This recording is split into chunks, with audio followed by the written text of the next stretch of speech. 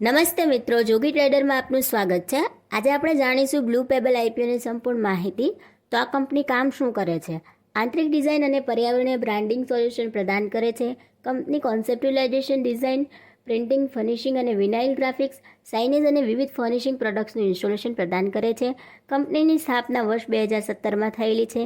કંપનીની પ્રિન્ટિંગ અને ડિઝાઇન સેવાઓમાં થીમ આધારિત ડિઝાઇન, મોટા formatting printing, vinyl printing, fabric printing, canvas printing, signage fabrication અને 3D આર્ટ ઇન્સ્ટોલેશનનો સમાવેશ થાય છે. કંપનીના ગ્રાહકોમાં Infosys limited, HDFC bank limited, American Express, bank of America, Nestle, British Petroleum, Moody's વગેરેનો સમાવેશ થાય છે. હવે આ કંપનીનો આઈપીઓ ઓપન થાય છે 26 માર્ચના રોજ. આઈપીઓ ક્લોઝ થાય છે 28 માર્ચના રોજ. ફેસ વેલ્યુ છે ₹10 પર શેર. પ્રાઇસ છે 159 થી 168 રૂપીસ. લોટ સાઇઝ છે 800 શેર્સ. આઈપીઓની સાઇઝ છે 18.14 કરોડ. હવે આઈપીઓ લાવવાના મુખ્ય કારણો જાણીએ તો વધારાની મશીનરીની સ્થાપના માટે મૂડી ખર્ચનું ભંડોળ, કાર્યકારી મૂડીની જરૂરિયાતોને પહોંચી વળવા અને સામાન્ય કોર્પોરેટના હેતુઓ. રિઝર્વેશનની વાત કરીએ તો ક્યુએબીમાં 50%, રિટેલમાં 35%, એનઆઈઆઈ એચએનએમાં 15%નો સમાવેશ થાય છે. રિટેલમાં મિનિમમ એક લોટની અરજી કરી શકાય છે. 800 શેર્સ મળશે.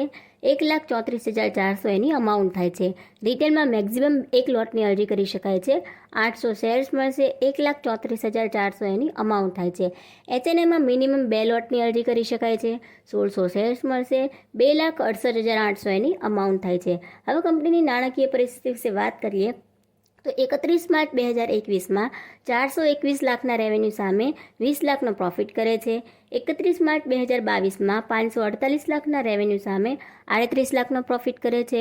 31 માર્ચ 2023માં 1594 લાખના રેવન્યુ સામે 200 લાખનો પ્રોફિટ કરે છે.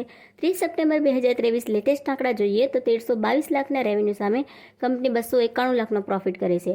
આશા રાખું છું આપને ઇન્ફોર્મેશન મળી હશે. વિડીયોને લાઇક, કમેન્ટ, શેર કરી ચેનલને સબસ્ક્રાઇબ કરવાનું ભૂલશો નહીં. આભાર.